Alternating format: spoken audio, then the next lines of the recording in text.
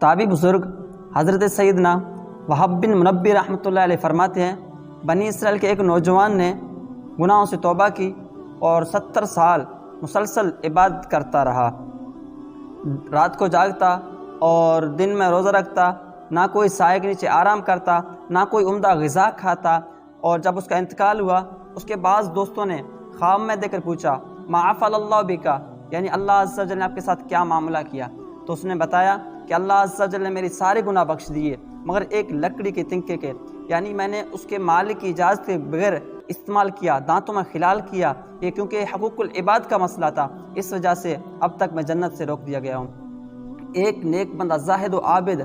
جنت سے صرف ایک لکڑی کے تنکے کی وجہ سے روک دیا گیا۔ ذرا سوچیں، غور کیجئے، وہ لوگ جو لوگوں کی بڑی بڑی امانتیں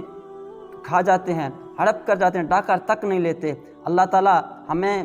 بغیر اجازت لوگوں کی اشیاء استعمال کرنے سے محفوظ فرمائے۔